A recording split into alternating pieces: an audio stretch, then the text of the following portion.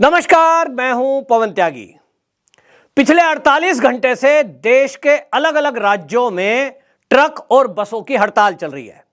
ट्रकों के पहिए जाम हैं क्योंकि ट्रक के जो ड्राइवर हैं वो हड़ताल पर हैं और ड्राइवरों का कहना है कि जो अमित शाह ने अभी पिछले दिनों 3 नए कानून बनाए हैं, उन कानूनों में जो भारतीय न्याय संहिता है उसमें एक नया कानून बना दिया कि यदि कोई व्यक्ति गाड़ी से टकराता है तो अगर वो घायल को छोड़कर भाग जाता है टक्कर होने के बाद, तो उसके खिलाफ पुलिस का एक्शन होगा। नए कानून के अनुसार 7 साल की सजा और 10 लाख रुपए का जुर्माना होगा।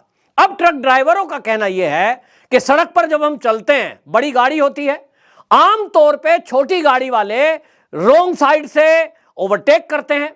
कई बार हाई स्पीड की गाड़ियां होती हैं और हमसे टकरा गई तो गलती बड़ी गाड़ी की बताई जाती है। और अगर नए कानून की बात माने कि हम घायल व्यक्ति के लिए रुकें और उनको हॉस्पिटल पहुंचाने की कवायद में लगें, तो निश्चित जानिए कि हम जहां भी कहीं ऐसी टक्कर होती है, पब्लिक हमें पकड़कर पीट देती है, कई ट्रक ड्राइवरों की और बस ड्राइवरों की हत्याएं हो जाती हैं।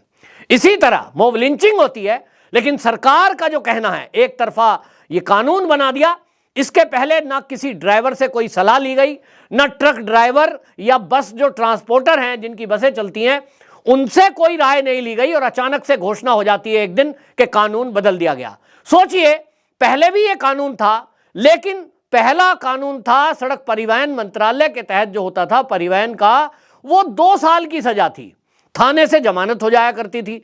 अब पिछली बार मैंने वीडियो करी थी और जिसमें मैंने बताया था कि थाने में भी पुलिसकर्मी पैसा लेकर इन ड्राइवरों को छोड़ दिया करते थे। सरकार को चाहिए तो यह था कि इसमें प्रावधान ये करते कि जिसने भी टक्कर मारी है उस गाड़ी को आप जब्त करिए और थाने के बजाय उसकी जमानत कोर्ट से होगी, लेकिन सुनवाई के लिए मौका होना चाहिए। और 2 साल की सजा है, उसको बढ़ाकर आप 2 के बजाय 4 कर दो। ये कभी आपने सुना है कि कोई सजा एकदम 10 गुना, आप 4 गुना, 5 गुना कर देंगे? लेकिन मोदी सरकार में, बेशक मैं भारतीय जनता पार्टी और मोदी का प्रशंसक हूं, लेकिन आप देखें खास तौर पे ट्रांसपोर्ट के मामले में जिस तरह से इन्होंने नए नए कानून बनाए। पिछले दिनों नितिन गडकरी ने अचानक एक दिन घोषणा कर दी कि अगर आप रेड लाइट जंप करते हैं 100 रुपए चालान होता था। सुप्रीम कोर्ट ने 100 रुपए किया था, लेकिन सरकार ने नया कानून बना दिया कि रेड लाइट जंप की तो 5,000 रुपए जुर्माना, सीट बेल्ट नहीं लगाई तो 5 से 10,000 रुपए जुर्माना। अगर ओवर स्पीड पर आप हैं तो सोचिए, गाड़ी अगर ओवर स्पीड है तो 2,000 रुपए से लेके 5,000 रुपए जुर्माना। कार अगर है आपके पास, यदि भारी वाहन माने ट्रक हो गया या बस हो गई, अगर वो ओवर स्पीड है तो उस केस में आपको बता दें वो जुर्माना 5,000 से 25,000 रुपया है। अब ये किसकी जेब से कटेगा? मैं गाड़ी चलाता हूं, मेरी खुद की गाड़ी है, मैं 20 लाख की गाड़ी में हूं तो निश्चित जानिए कि मैं 2,000 रुपए दे दूंगा, इतना तो कमाता ही होऊंगा। लेकिन एक ट्रक ड्राइवर या एक बस पर नौकरी करने वाला या एक टैक्सी चलाने वाला ड्राइवर, लेकिन चालान किसके नाम आएगा? गाड़ी के। और गाड़ी का भुगतान कौन करेगा? गडकरी जी कहेंगे, ड्राइवर साहब करेंगे। तो इन नेताओं को देश की स्थिति क्या है, गरीब आदमी की स्थिति क्या है, शायद उससे ये सरकार के जो मंत्री हैं ये भी कहीं रूबरू नहीं है। हवाई फैसले कर देते हैं। आप 100 रुपए का चालान रेड लाइट का था, भाई 500 कर देते। ओवर स्पीड में आपको 500 रुपए का चालान होता था, आप 500 का 1,000 कर देते। लेकिन आप सीधा उठाकर उसको 5,000 कर देंगे। कि इसका नतीजा क्या हुआ? इसका नतीजा यह हुआ कि अगर कोई ओवर स्पीड पर चल रहा है, पुलिस वाले ने रोका, हाँ भाई कैमरे में आया था, आ जाओ इधर, अभी देकर 500 रुपए रिश्वत में छूट रहा था, अब उसको लगता है कि 5,000 रुपए देने पड़ेंगे।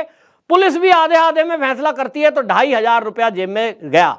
मेरी जेब से 2,500 गया, लेकिन पुलिस वाले की जेब में वो 2,500 आया।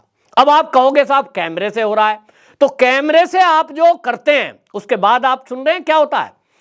वो कोई सुनवाई नहीं है, कोई मरीज को लेकर जा रहा है, किस स्थिति में जा रहा है, वो बात कहां रखेगा?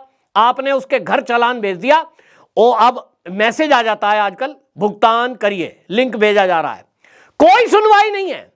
आप कहेंगे साहब उसके लिए 3 महीने में एक बार लोक अदालत लगाई जाती है। तो लोक अदालत की स्थिति मैं बताता हूं, क्योंकि मैं खुद भी भुक्तभोगी हूं कि जब लोक अदालत लगी हो, जरा ट्राई करें, अगर आप उस पर लिंक में क्लिक कर पाए और आप उस पर रजिस्टर कर पाए तो कह देना। कि साहब हो गया। इस तरह का नेक्सस है कि वहां एक नेक्सस काम करता है कि वहां लिमिटेड ही लोगों की रजिस्ट्री होती है, रजिस्ट्रार होते हैं, मतलब आप रजिस्टर कर पाएंगे लोक अदालत के लिए, और उसके बाद आप खुद भी जा सकते हैं वैसे, लेकिन वकीलों का एक जाल है। अब इन जंजालों में फंसे तब आप कहीं अगर किसी मरीज को ले जा रहे हैं, हो सकता है कोई डॉक्टर ही हो, अपनी गाड़ी ड्राइव करा रहा है और वो करते हुए तेज जा रहा है क्योंकि उसको किसी पेशेंट को देखना है, हॉस्पिटल जल्दी पहुंचना है। इन बातों की बात करने के लिए कहां जाएगा वो? कोई सिस्टम नहीं है साहब। अब ये सिस्टम में आप कानून बनाते हैं तो इतना तो ध्यान रखें कि आप किसके लिए बात कर रहे हैं। ट्रक ड्राइवरों को मैं सोच रहा था कि यह हड़ताल गलत की है, कोई भी हड़ताल इस तरह की ठीक नहीं है, और जहां कांग्रेस की एंट्री होती है वहां लगता है कि कहीं ना कहीं कोई एक षड्यंत्र किया जा रहा है। राहुल गांधी अभी विदेश से लौटकर आए हैं।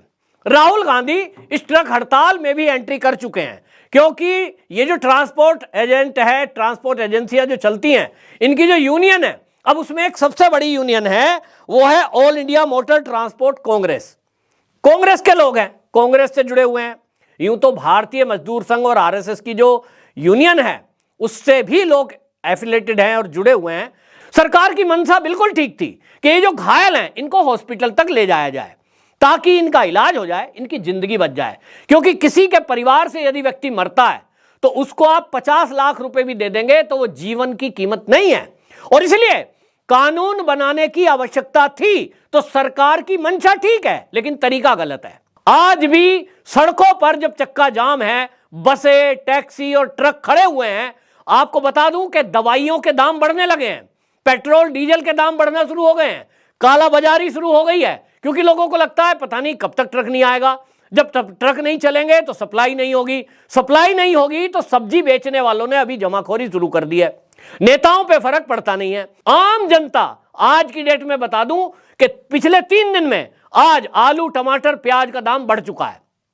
जमाखोरों ने पैसा बनाने के लिए जमा कर लिया, उनको पता है कि हड़ताल जितनी लंबी खिंचेगी उतना ही शॉर्टेज के नाम पे माल महंगा होगा, धीरे धीरे माल रिलीज कराएंगे। भाई एक बार आके जरा उस कानून के लाने के पहले आप लोगों से बात करते, देश के लोग क्या चाहते हैं। उस देश के लोग में तो मैं भी हूं, मैं भी अपनी गाड़ी खुद ड्राइव करता हूं, और कोई अचानक से मेरी गाड़ी के आगे आके टकरा जाए, मुझे भी चोट लगती है, तो मेरा क्या? और मैं यदि छोड़कर भागता हूं तो बिल्कुल गलत है, मानवता के नाते भी गलत है, ये मैंने पहले भी कहा है।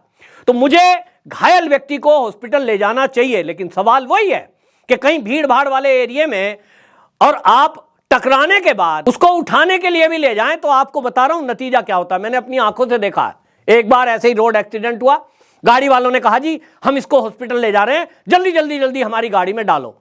लोगों ने उठा करके उसकी गाड़ी में उस आदमी को रख दिया जो कोई सड़क पे चलता हुआ था, कोई नहीं जानता था उसको। जो गाड़ी वाले थे उन्होंने कहा हम इसको हॉस्पिटल ले जा रहे हैं। लोगों ने कहा बड़े अच्छे लोग हैं भाई, लेकिन पता उन्होंने क्या किया? वो कोई हॉस्पिटल नहीं गए, उस बेहोश को बीच जंगल में छोड़कर भाग गए। क्यों? क्योंकि उनको पता है कि अगर हॉस्पिटल लेकर गए, पुलिस, कानून, प्रक्रिया, कोर्ट कचहरी सब कुछ झेलना पड़ेगा। और इसलिए लोग भाग जाते हैं क्योंकि कोई व्यवस्था नहीं है, लोगों को प्रॉब्लम ज्यादा क्रिएट करनी पड़ती है। अब आपको कानून बनाना है, कौन मना करता है? मैं भी चाहता हूं कि जब मैं सड़क पे चल रहा हूं, बाइक से चल रहा हूं, पैदल चल रहा हूं, मुझे कोई मारकर भाग जाए, उसको सजा जरूर होनी चाहिए। लेकिन सजा का तरीका क्या होना चाहिए? क्या एकदम से आप 2 साल को 10 साल कर दोगे? क्या उठा करके इसको 7 लाख रुपया कर दोगे? एक आम आदमी भी जो गाड़ी का ड्राइवर है वो 7 लाख रुपए कहां से लाएगा साहब? मकान बेचेगा, किडनी बेचेगा, खून दे बेचेगा, है क्या बेचेगा? वो एक बड़ा सवाल है। और इसीलिए सरकार को इस पर चिंतन करना चाहिए। मेरे बहुत सारे ऐसे मित्र हैं जो खुद की गाड़ी चला रहे हैं और आज वो चिंता में है।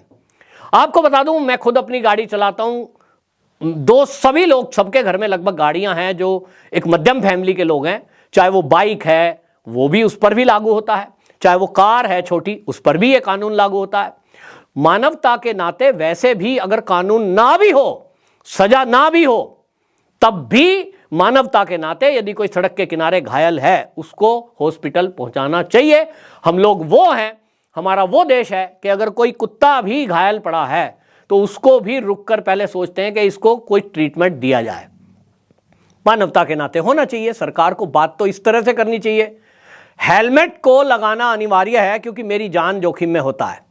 सरकार उस पर पेनल्टी लगाती है, उसके बजाय जागरूकता लाए कि हेलमेट के बिना कितने लोगों की जीवन लीला खत्म हो जाती है रोड पर।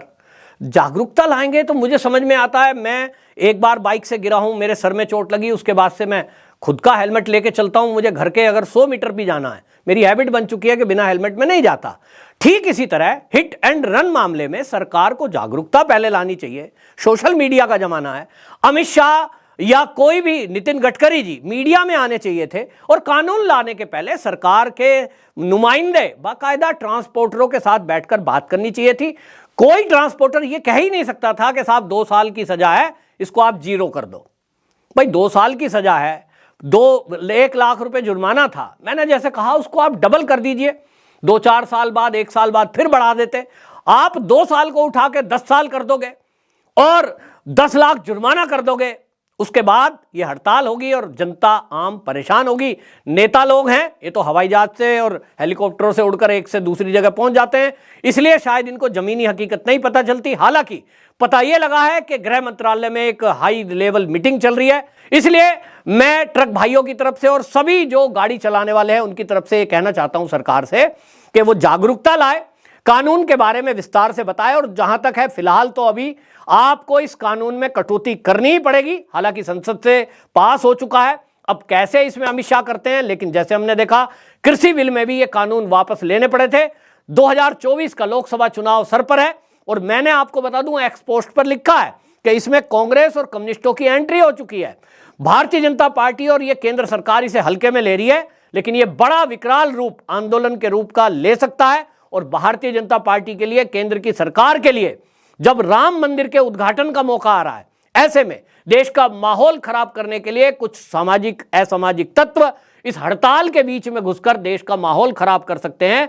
इस बात की गंभीरता को सरकार को समझना चाहिए, तत्काल इस पर एक्शन लेना चाहिए ताकि हड़ताल खत्म हो। और यह मुद्दा गरीब लोगों से जुड़ा हुआ है। आपको बता दूं कि इस देश में 90 लाख ट्रक ड्राइवर हैं। और आपको एक चीज और बता दूं मैं चलते चलते, 90 लाख में एक सर्वे हुआ है, 40 लाख ड्राइवर जो हैं उनकी आईसाइट खराब है। कोई मालिक ध्यान नहीं देता, दिन रात पेले रखते हैं इनको। किसी को दूर की दृष्टि है, किसी को पास की दृष्टि है। इनका एक कैंपेन चलाना चाहिए सरकार को और इनकी कम से कम आईसाइट तो चेक करना ही चाहिए। सबसे खतरनाक बात यह है, सरकार उस पर ध्यान देने के बजाय इस तरह के एक तरफा कानून बना देती है। ट्रक ड्राइवरों की भी बात सुननी चाहिए, वो भी हमारे देश के नागरिक हैं, एक बहुत बड़ी संख्या है। 90 लाख तो खाली ट्रक के ड्राइवर हैं, जिसमें आपको बता दूं कि कम से कम इतनी ही संख्या ऐसी है जो बसों के ड्राइवर हैं और इसके अलावा टैक्सी ड्राइवरों को अगर मिला दें तो ये संख्या कई करोड़ों में बैठेगी। तो सरकार जब गरीबों की है और गरीबों की बात करती है तो इस पर भी ध्यान देना होगा। आपकी क्या राय है, कमेंट बॉक्स में जरूर बताएं। वंदे मातरम।